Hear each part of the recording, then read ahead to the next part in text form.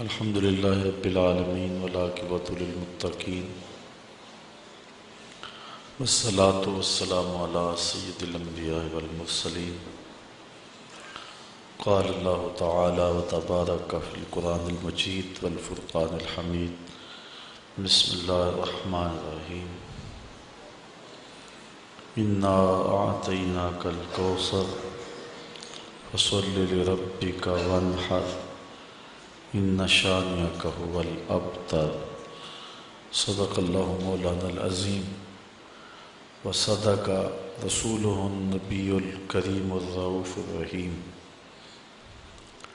اللہم نور قلوبنا بالقرآن وزین اخلاقنا بالقرآن وادخلنا الجنۃ بالقرآن ونجنا من النار بالقرآن قال اللہ تعالی وتبارک فی شان حبیبہ مخبرا وعامرا ان اللہ وملائکتہ یصلون علی النبی یا ایہا الذین آمنوا صلوا علیہ وسلموا تسلیما الصلاۃ والسلام علیک یا رسول اللہ وعلی آلک واصحابک یا محبوب رب العالمین الصلاۃ والسلام علیک یا نبی الرحمہ وعلی آلک واصحابک یا رسول الملاحہ۔ تمام حمد و ثنا، تعریف و توصیف اللہ جل مجدہ الکریم کی ذات بابرکات کے لیے، جو خالق کائنات بھی ہے اور مالک شش جہات بھی۔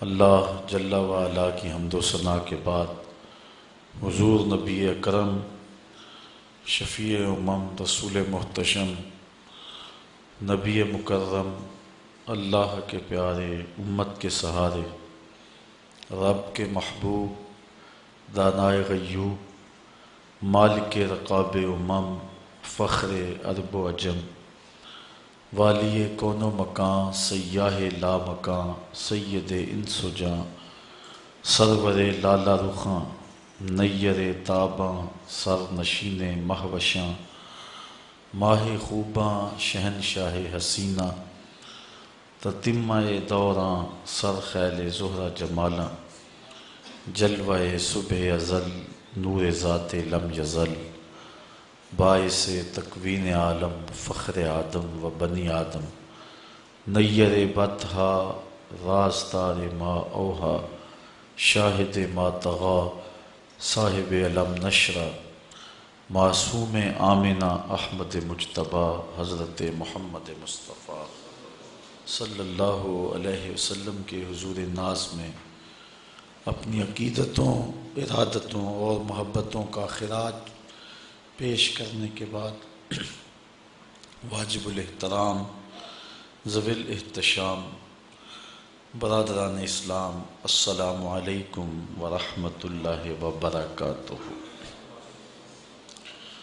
آپ کے سامنے سورۃ الکوثر کی تلاوت کا شرف حاصل کیا ہے اور آج کی اس نشست میں اسی پر کچھ گفتگو آپ کے گوش گزار کروں گا۔ اللہ تعالی میری زبان پر کلمۃ الحق جاری فرمائے۔ حضرت عبداللہ ابن عباس رضی اللہ تعالی عنہ کا خیال ہے کہ یہ سورت مدینۃ المنورہ میں نازل ہوئی۔ حضرت انس رضی اللہ تعالی عنہ کا خیال بھی یہی ہے، لیکن حضرت عائشہ، حضرت سعید بن جبیر رضی اللہ تعالی عنہما اور دیگر صحابہ کی ایک جماعت اس کے مکی ہونے کی قائل ہے۔ سورت کا شان نزول بیان کرتے ہوئے علماء نے جو واقعہ بیان فرمایا ہے، مفسرین نے، جمہور نے، وہ یہ ہے کہ حضور علیہ الصلوۃ کو اللہ تعالیٰ جل شانہ نے اولاد کی دولت سے مالا مال کیا، بیٹیاں بھی عطا فرمائیں اور بیٹے بھی عطا فرمائے۔ چونکہ حضور کے بعد نبوت کا سلسلہ منقطع ہو جانا تھا اور حضور آخری نبی ہیں، تو اللہ تعالیٰ کی حکمت یہی تھی کہ حضور علیہ السلام کے بیٹوں کا انتقال ہو جاتا۔ تو حضرت قاسم حضور کے فرزند کا انتقال ہوا، اس کے بعد حضور کے بیٹے حضرت عبداللہ کا انتقال ہوا۔ حضرت طیب اور طاہر یہ حضرت عبداللہ ہی کے لیے آپ کے القابات بولے جاتے ہیں۔ تیسرے فرزند حضور کے حضرت ابراہیم علیہ السلام ہیں۔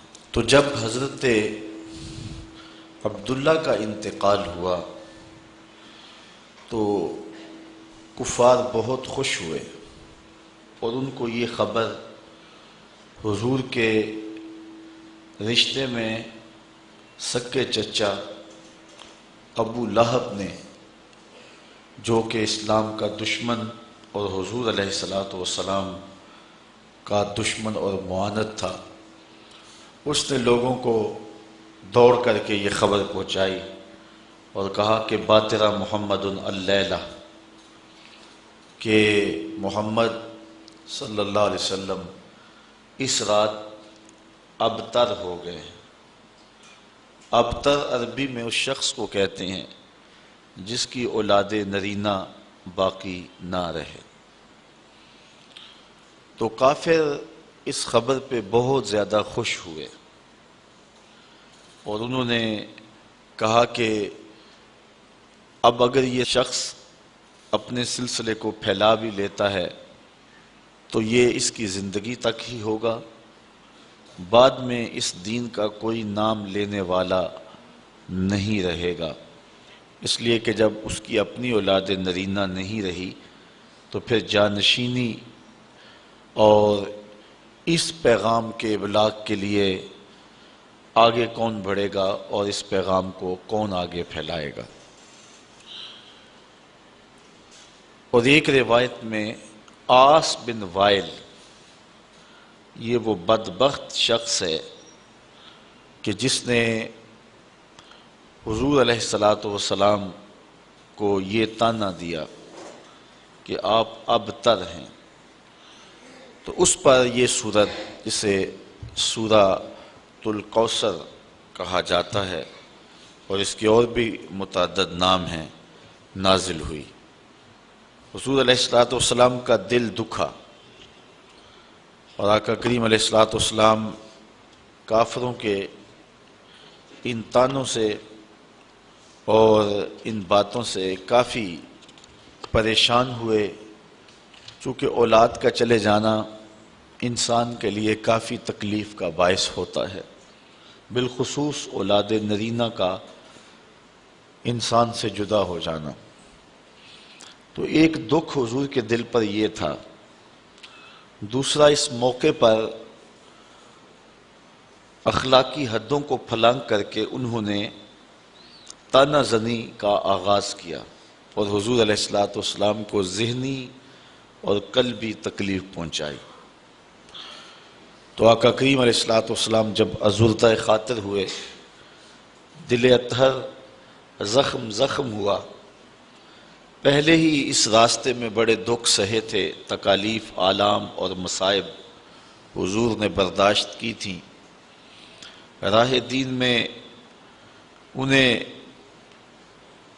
بدنی، ذہنی اور قلبی تکلیفات برداشت کرنا پڑی تھی، کانٹے بچھائے گئے، گڑھے کھودے گئے، اجریاں ڈالی گئیں، گلے میں کپڑا ڈال کے تاؤ دیا گیا،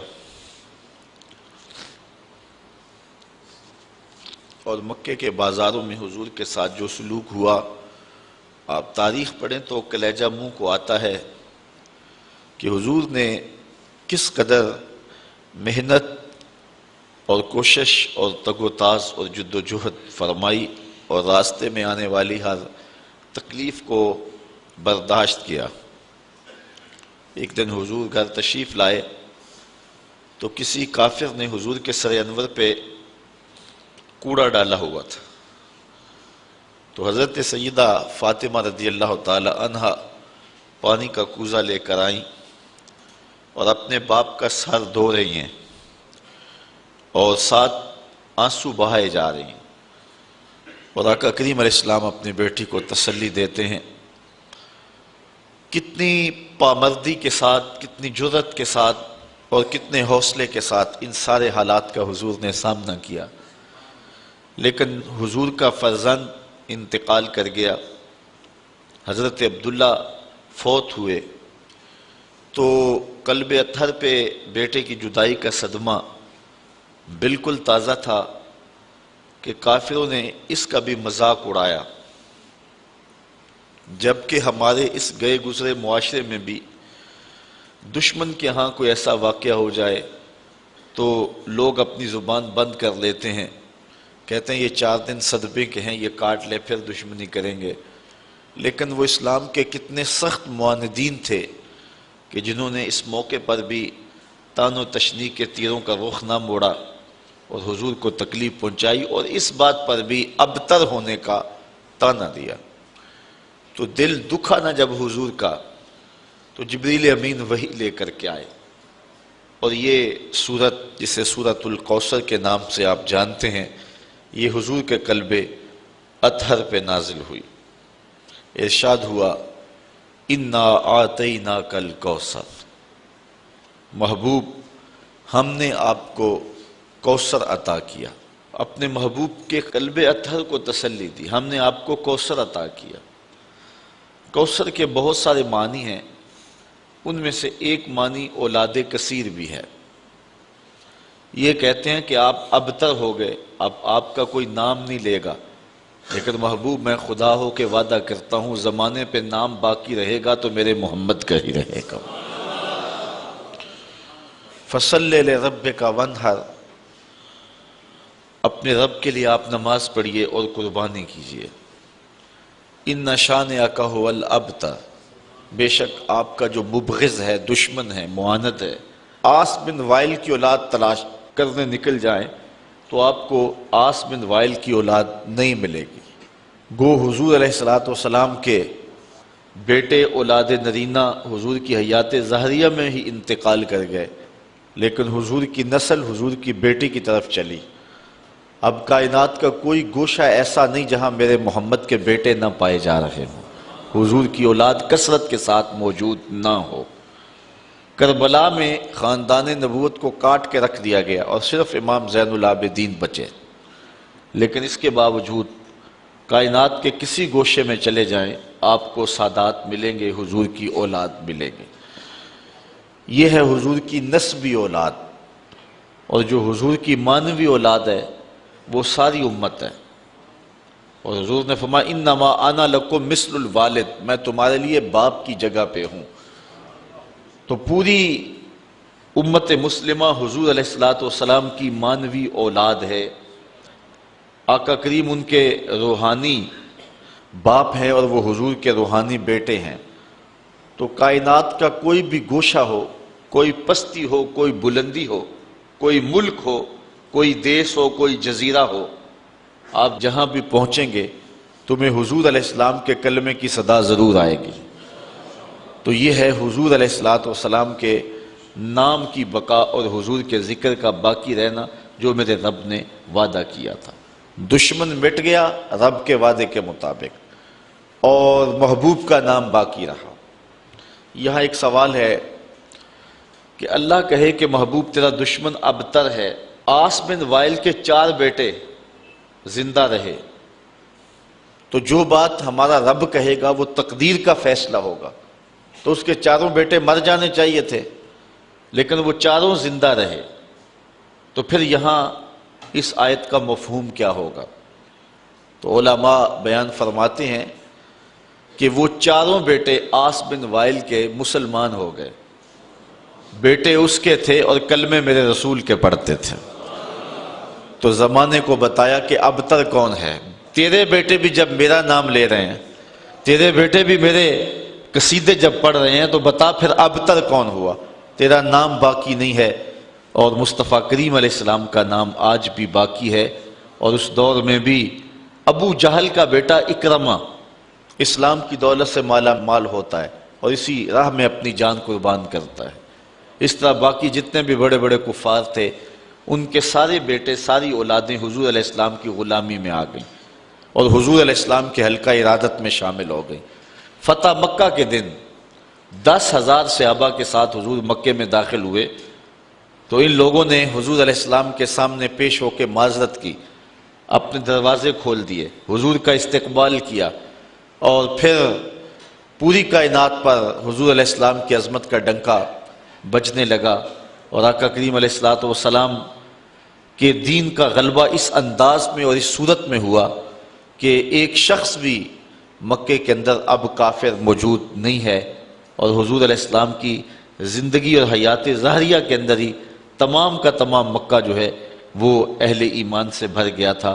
تو یہ حضور علیہ السلام کی عظمت ہے جس کا بیان ہے۔ اب تھوڑی سی گفتگو اس صورت پر آپ کے گوش گزار کرنا چاہوں گا۔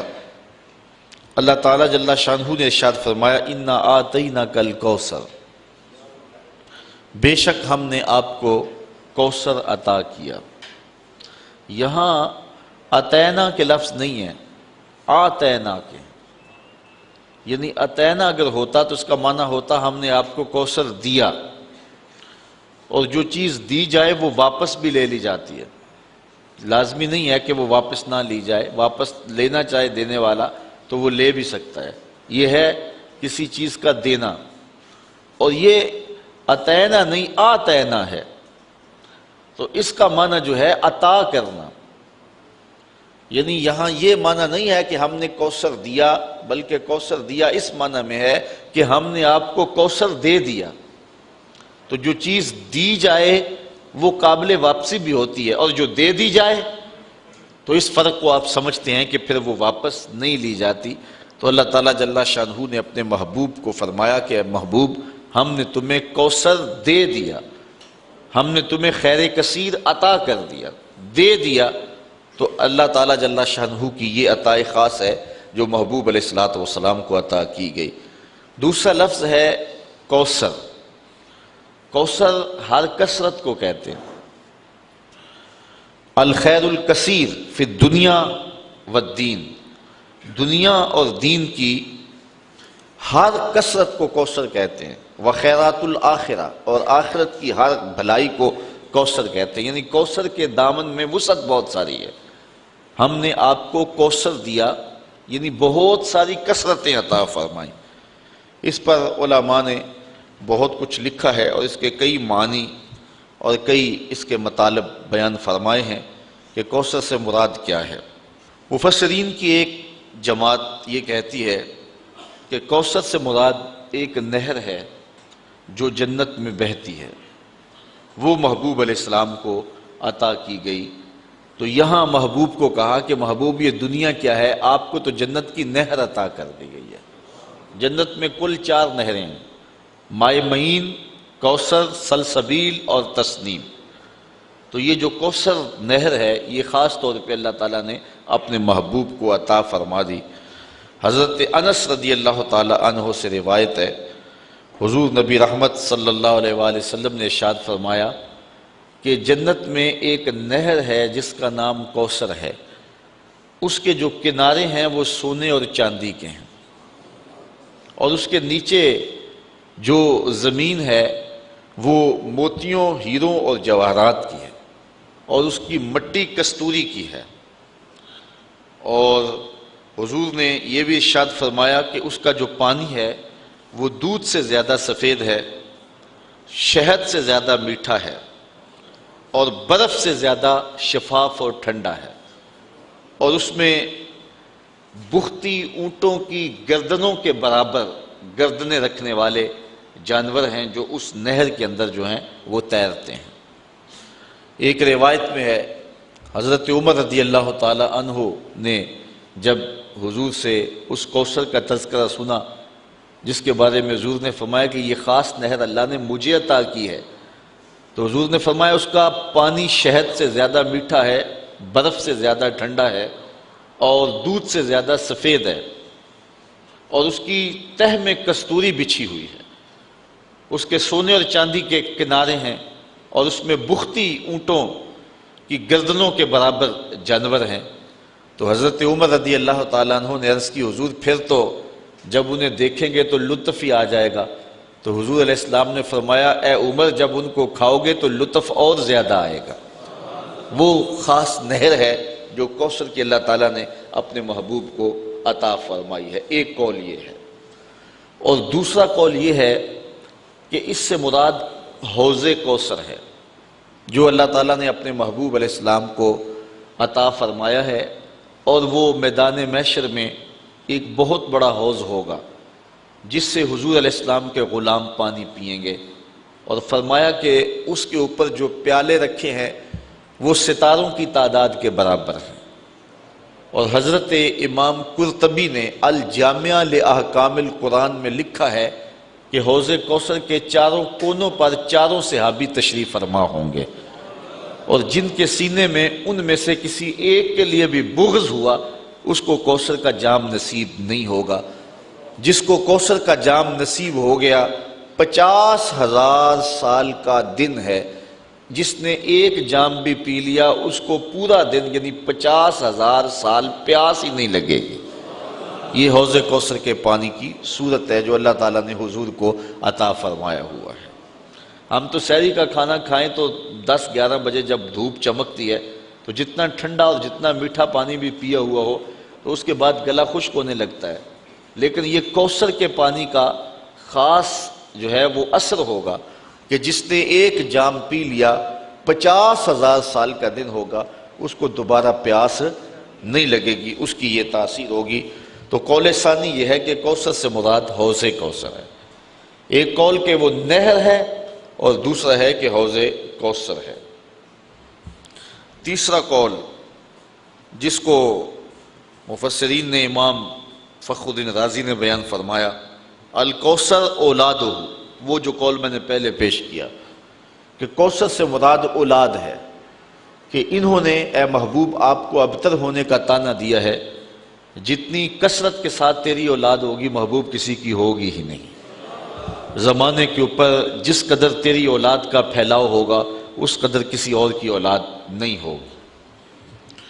چوتھا قول کوثر سے مراد جو بیان کیا گیا ہے وہ ہے علماء امت ہی، حضور علیہ السلام کی امت کے علماء، یہ کوثر سے مراد ہے۔ اللہ تعالیٰ نے اپنے محبوب علیہ السلام کے پیغام کو جاری رکھنے کے لیے جلیل القدر ہر دور میں علماء دیے جنہوں نے دین کے کام کو آگے بڑھایا۔ پچھلے نبیوں کے کام کو آگے بڑھانے کے لیے ان کے صحابی اور ان کے علماء ایک وقت تک کام کرتے رہے، لیکن اس کے بعد ان کے اندر دنیا داری ایسی آ گئی کہ بس انہوں نے ان کے پیغام کو جو ہے وہ مسخ کر کے رکھ دیا، اور حتیٰ کہ ان کا پیغام اس کو ملیا میٹ کر دیا۔ پھر نئی کتاب کی اور نئے نبی کی ضرورت آئی تو نئی کتاب آئی اور نیا نبی آیا اور شریعت لے کر کے آیا اور لوگوں کو اس نے پیغام حق دیا۔ لیکن حضور علیہ السلام کی امت میں ایسے ایسے علماء ہوئے ہیں کہ جنہوں نے اتنا زیادہ کام کیا ہے کہ عقل حیران ہو جاتی۔ انہوں نے اس قدر محنت کی ہے اور اس قدر دین کا کام کیا ہے۔ اس طرح بزرگان دین اولیاء امت نے، آپ دیکھ لیں حضور علیہ السلام ارشاد فرماتے ہیں کہ کل قیامت کے دن بعض نبی آئیں گے تو ان کے ساتھ ایک امتی ہوگا، بعض انبیاء آئیں گے ان کے ساتھ 2-2 4-4 امتی ہوں گے، اور بعض اکیلے ہی آ جائیں گے ان کے ساتھ امتی کوئی نہیں ہوگا، یعنی ان کو زندگی بھر ان کی بات کو لوگوں نے قبول ہی نہیں کیا۔ حضرت نوح علیہ السلام نے 950 سال تبلیغ کی ہے، لیکن جو امتیوں کی تعداد ہے وہ سینکڑوں میں نہیں ہے، درجنوں میں ہے۔ 950 سال کی تبلیغ کا نتیجہ، لیکن حضور علیہ السلام فرماتے ہیں میں قیامت کے دن کثرت امت کی وجہ سے نبیوں میں فخر کروں گا کہ جتنی امت اللہ تعالیٰ نے مجھے عطا کی ہے کسی نبی کی، کسی پیغمبر اور کسی رسول کی اتنی امت نہیں ہے۔ یار ایک معین الدین چشتی اجمیری نے 90 لاکھ کافروں کو کلمہ توحید پڑھایا۔ تو یہ حضور علیہ السلام کی امت کی وسعت دیکھیے، اس وقت 1 ارب 40 کروڑ انسان دنیا کے اوپر آباد ہیں جو حضور کا نام لیتے ہیں اور حضور کا کلمہ پڑھتے ہیں، 1 ارب 40 کروڑ انسان، ہر چوتھا شخص اس وقت پوری دنیا کے اوپر مسلمان ہے، جبکہ یہ امت کے زوال کا دور ہے۔ اس وقت ہم ہر لحاظ سے جو ہے وہ دبے ہوئے ہیں اور غیروں کے دستے نگر ہیں، لیکن اس کے باوجود ہر چوتھا شخص دنیا کے اوپر جو ہے وہ مسلمان ہے، حضور کا غلام ہے۔ تو جب غلبہ آئے گا اور وہ دور آئے گا کہ حضور علیہ السلام کے دین کو اتنی طاقت اور غلبہ ملے گا کہ پوری کائنات کے اندر ایک بھی کافر نہیں ہوگا، پوری کائنات کے اندر جو ہے وہ حضرت امام مہدی جب آئیں گے، حضرت عیسیٰ آئیں گے، پھر اسلام کا اتنا غلبہ ہوگا کہ پوری کائنات کے اندر جو ہے وہ کوئی ایک بھی کافر نہیں ہوگا، جدھر نظر اٹھائیں گے حضور کے سچے غلام ہی نظر آئیں گے آپ کو۔ وہ وقت بھی اللہ تعالیٰ نصیب فرمائے گا۔ تو 14 صدیوں سے یہ سلسلہ آ رہا ہے اور قیامت تک جاری رہے گا۔ تو حضور فرمایا میں کل قیامت کے دن کثرت امت کی وجہ سے نبیوں پر فخر فرماؤں گا۔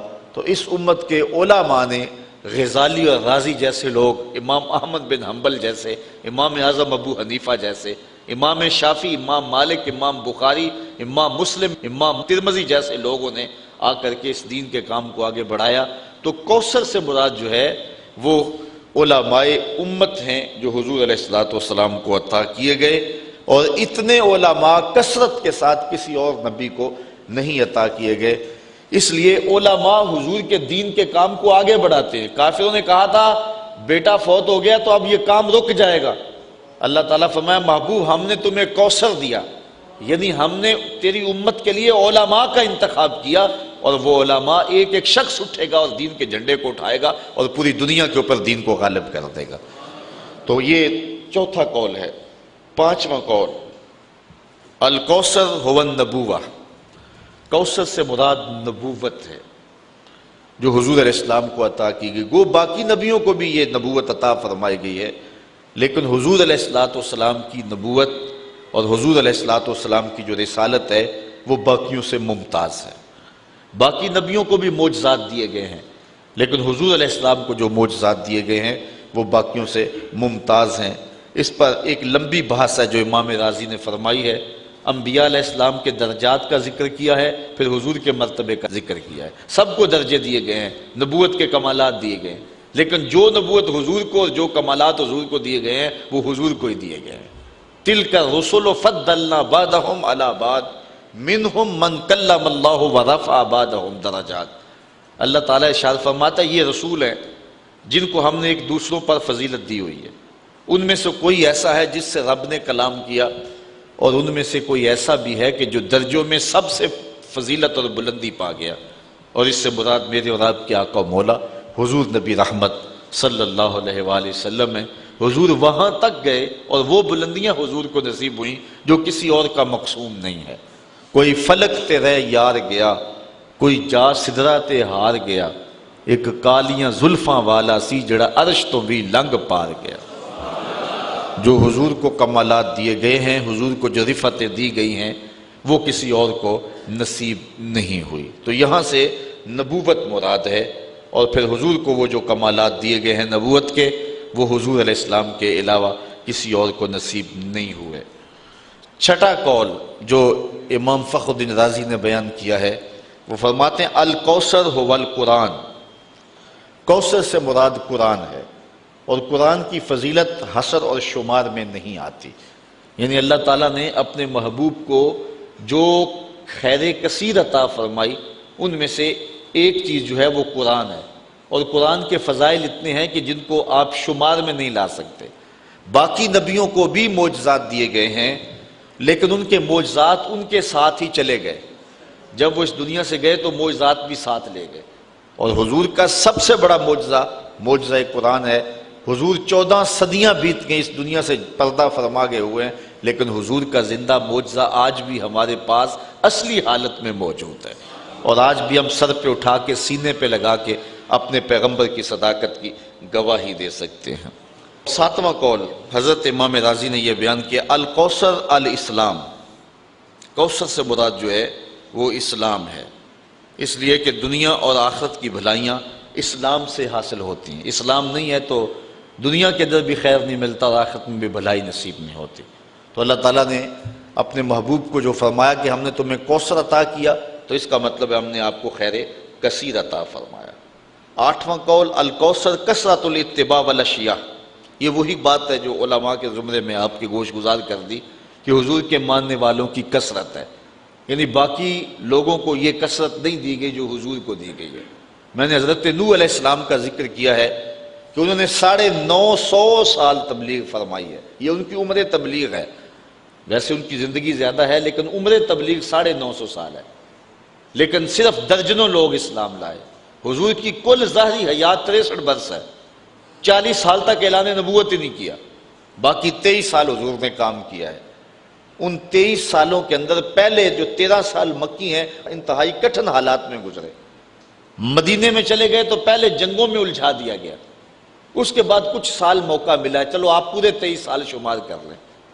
تو ان 23 سالوں کے اندر حجۃ الوداع کے موقع پہ جو لوگ حضور علیہ السلام کے سامنے کھڑے تھے، حج کرنے کے لیے آئے تھے، ان کی تعداد 1,44,000 تھی۔ یہ صرف 23 سال کا نتیجہ، جو گھروں میں ہے سارے حج پہ نہیں آئے۔ میں نے کہیں پڑھا ہے کہ اس وقت مسلمانوں کی کل تعداد جب حضور نے وصال کیا ہے 6.5 لاکھ کے قریب تھی۔ صرف 23 سالوں کے اندر اس کٹھن حالات میں مکے کے لوگ کتنے سخت تھے اور عرب کے لوگ کتنے کٹھن تھے، اور وہ اپنے ان پچھلے عقائد پر کتنی سختی سے ڈٹے اور جمے ہوئے تھے، ان سے جو ہے وہ اسلام کی طرف ان کو لانا یہ کتنا جان جوکھوں کا کام تھا، اور یہ صرف 23 سال کے اندر ہوا۔ کوئی جو ہے وہ سپورٹ نہیں تھی۔ اللہ تعالیٰ نے اپنے محبوب کو جو یتیم پیدا کیا ہے تو اس کی حکمتوں میں سے علماء نے یہ بیان کیا کہ کل کوئی یہ نہ کہے کہ انہیں خاندانی سپورٹ ہوئی اور مالی سپورٹ ہوئی تب یہ کام کر کے، یہ دیکھو پیدا ہوتے باپ بھی نہیں ہے۔ پھر جو ہے وہ ماں انتقال کر گئی 6 سال کی عمر میں، پھر چچا نے جو ہے وہ ذمہ داری لی، لیکن جب نبوت کی ذمہ داریاں حضور کے کندھوں پہ آئیں اور حضور نے پیغام کا ابلاغ کرنا شروع کیا، تھوڑے دن ہوئے تو جو ہیں وہ بھی انتقال کر گئے۔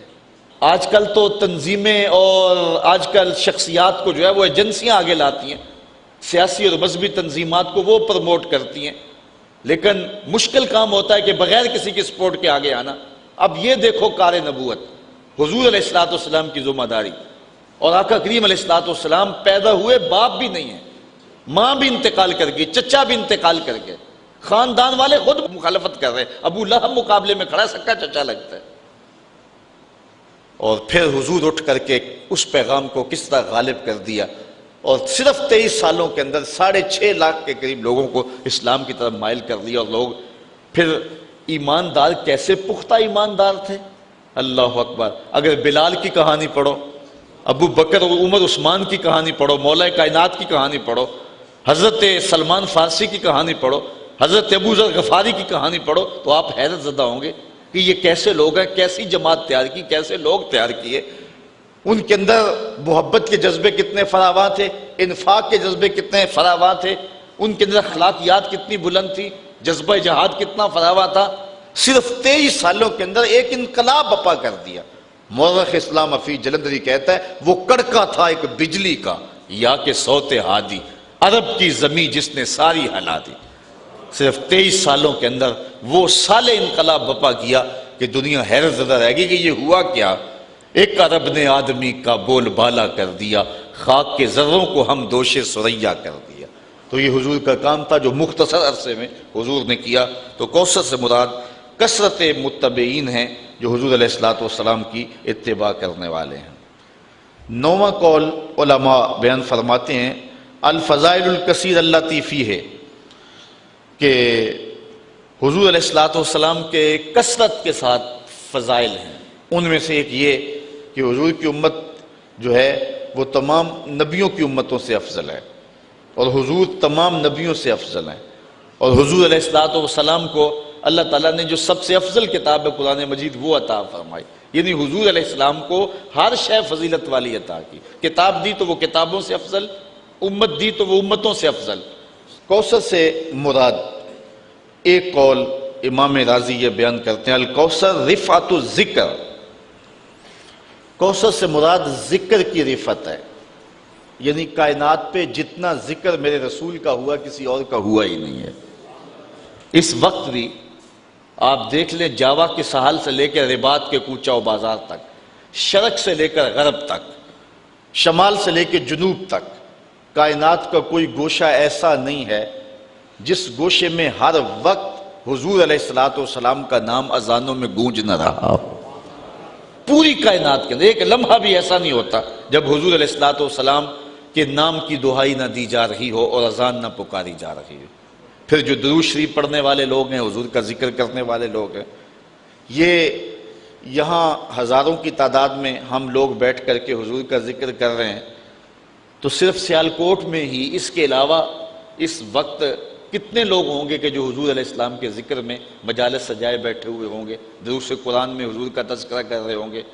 پھر پورے ضلع میں پھیل جائیں، پورے صوبے میں، پورے ملک میں، پھر پوری اسلامی دنیا میں چلے جائیں، تو جتنی رفت ذکر اللہ نے اپنے محبوب کو عطا فرمائی ہے۔ اور پھر جب ربیع الاول کا موسم آتا ہے، اور پھر بالخصوص جب وہ سہانی گھڑیاں آتی ہیں جس لمحوں کے جرمٹ میں حضور پیدا ہوئے ہیں، تو اس وقت ذرا دیکھیں کائنات میں کوئی گوشہ ایسا نہیں ہوتا ہے۔ بلکہ میں نے آپ کو اس بار ربیع الاول کے موقع پہ بتایا تھا کہ سمندروں کی سطحوں کے اوپر چھوٹی کشتی اور جہاز کرائے پہ لے کر نا جو ہے وہ ساحل سمندر کے اوپر لوگوں نے سمندر کی سطح پر بھی حضور کے نام کا جھنڈا لہرایا ہے کہ یہ سمندر بھی جو ہے وہ حضور کے ذکر سے خالی نہ رہ جائیں۔ تو پہاڑوں کی تہوں میں اور غاروں میں اور اونچی چوٹیوں پر، عالم کفر میں، عالم اسلام میں، کائنات کا کوئی گوشہ ایسا نہیں ہوتا کہ جہاں حضور کا ذکر نہ ہو۔ مولانا ظفر علی خان نے کیا خوب بات کہی، کیا ہی شان احمدی کا چمن میں ظہور ہے، ہر گل میں ہر شجر میں محمد کا نور ہے۔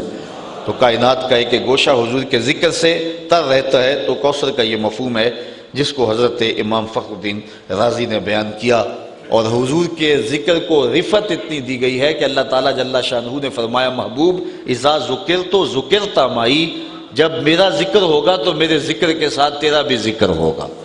کبھی ایسا نہیں ہوا کہ ذکر خدا مصطفیٰ کے ذکر سے جدا ہو۔ وہ ذکر ذکر ہی نہیں ہے خدا کا جو مصطفیٰ کے ذکر کے ساتھ نہ ہو۔ تو یہ رفت ذکر، یہ کوثر کا ایک مفہوم ہے۔ اچھا، اس کا ایک مفہوم امام رازی نے یہ بیان فرمایا، اس سے مراد علم ہے جو اللہ نے اپنے محبوب کو عطا کیا گیا، چونکہ علم بہت بڑی دولت ہے جو اللہ تعالیٰ نے اپنے محبوب کو عطا فرمایا۔ علم کی وسعت کا عالم یہ ہے، وَعَلَّمَكَ مَا لَمْ تَكُنْ تَعْلَمْ وَكَانَ فَضْلُ اللَّهِ عَلَيْكَ عَظِيمًا۔ اے محبوب، آپ جو بھی نہیں جانتے تھے تمہارے رب نے آپ کو سب کچھ عطا کر دیا ہے، اور یہ آپ پر اللہ کا بہت بڑا فضل ہے۔ جس فضل کو اللہ بھی بڑا کہہ رہا ہے وہ کتنا بڑا ہوگا۔ تو حضور علیہ السلام کو کائنات کی ہر چیز کا علم عطا فرما دیا گیا، اور کوئی چیز حضور کی نگاہوں سے مخفی نہیں رکھی گئی، بلکہ حضور علیہ السلام کو اتنا کچھ علم عطا کرنے کے بعد پھر مالک نے کہا، قُلْ رَبِّ زِدْنِي عِلْمًا، محبوب تو پھر میرے حضور دعا مانگا کر، مالک میرے علم میں اور برکت عطا فرما دے اور اضافہ کر دے۔ اور حضور کے علم کی وسعت کا عالم یہ ہے کہ حضور کے زمانے اور حضور کے دور کی ہر شے کا علم تو حضور کو تھا ہی تھا۔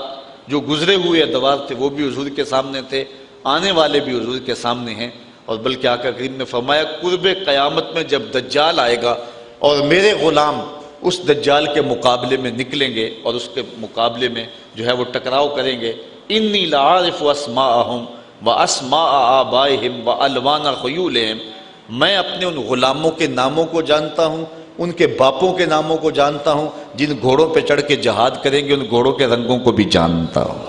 یہ علم اللہ تعالیٰ نے اپنے محبوب کو عطا فرمایا۔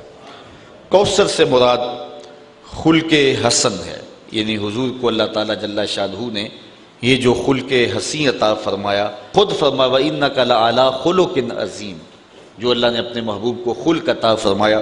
کوثر سے مراد ایک معنی یہ بھی علماء نے بیان فرمایا، کوثر سے مراد مقام محمود ہے، حضور کو جو اللہ تعالیٰ عطا فرمائے گا محبوب کریم کو، اور وہ شفاعت کا مقام بلند ہے۔ حضور کو مقام محمود پہ فائز المرام کیا جائے گا، اور آقا کریم جو ہے پھر جس کی چاہیں گے شفاعت کریں گے۔ وہ مخصوص لفظ ہیں جو حضور علیہ السلام کو دیے جائیں گے، اس وقت حضور ان لفظوں سے اللہ کی حمد بولیں گے، پھر اس کے بعد حضور شفاعت کے لیے جو ہیں وہ دامن کرم پھیلائیں گے۔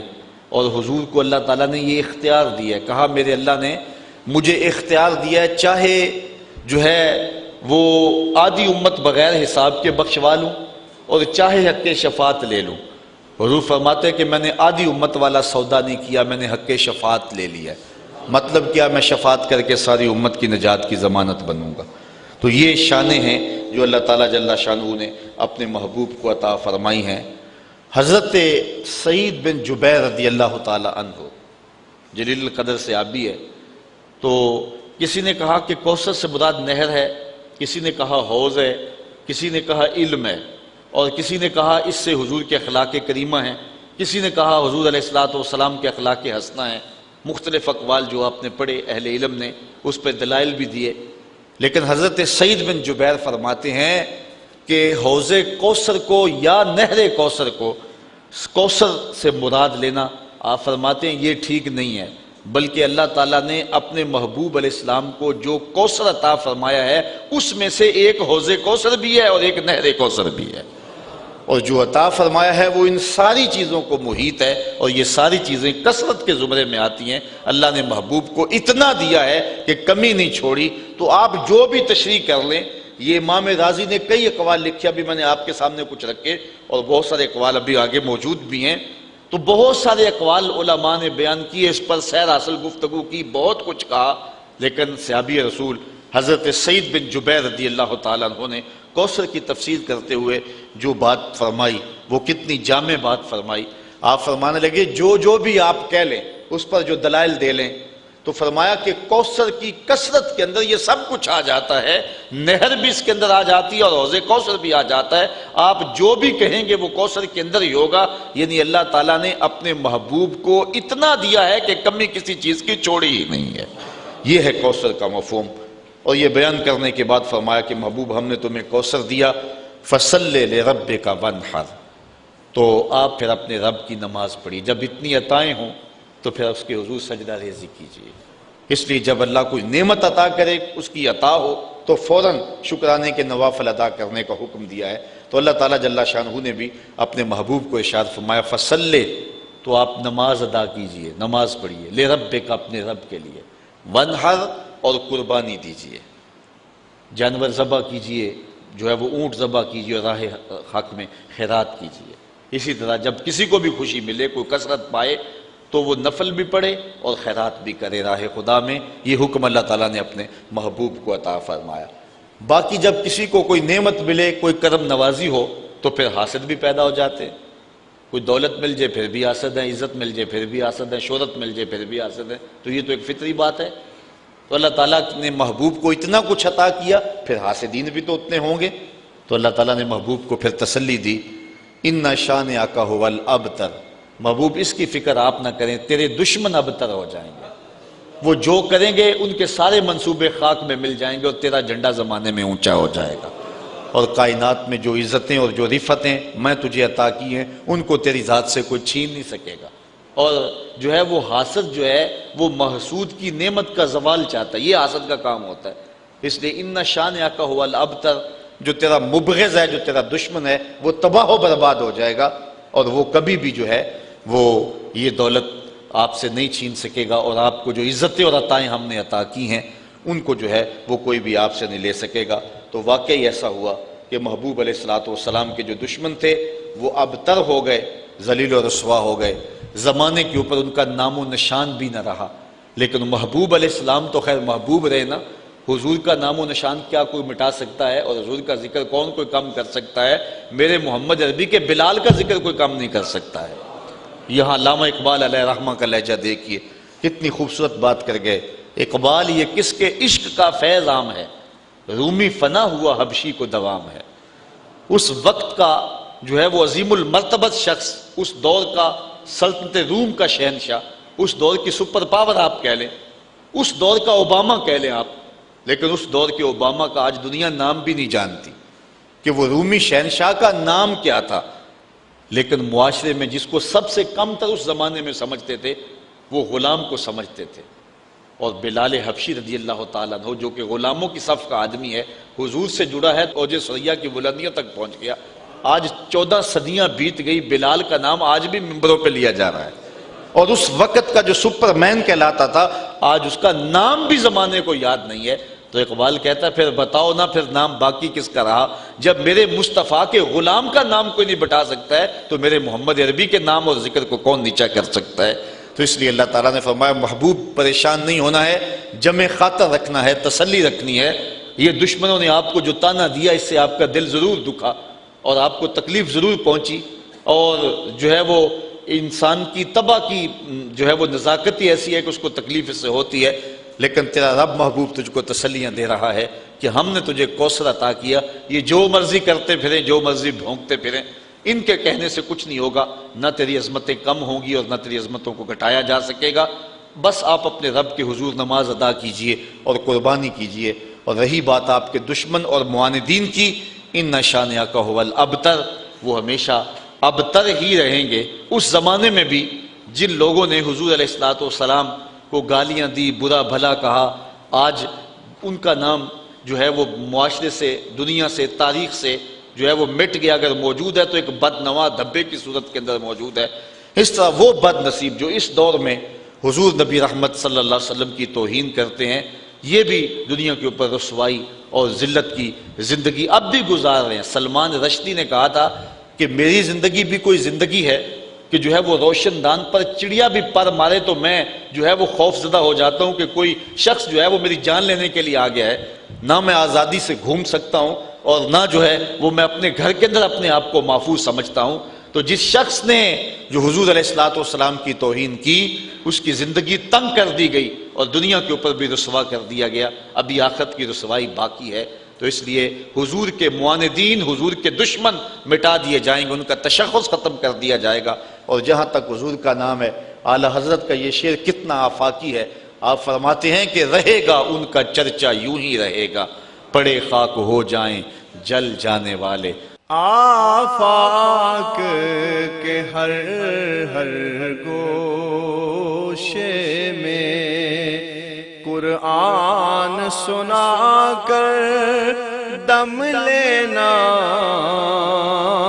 اب رکنا نہیں، اب تھمنا نہیں، فردوس میں جا کر دم لینا، آفاق کے ہر ہر گوشے میں قرآن سنا کر دم لینا، اب رکنا نہیں، اب تھمنا نہیں۔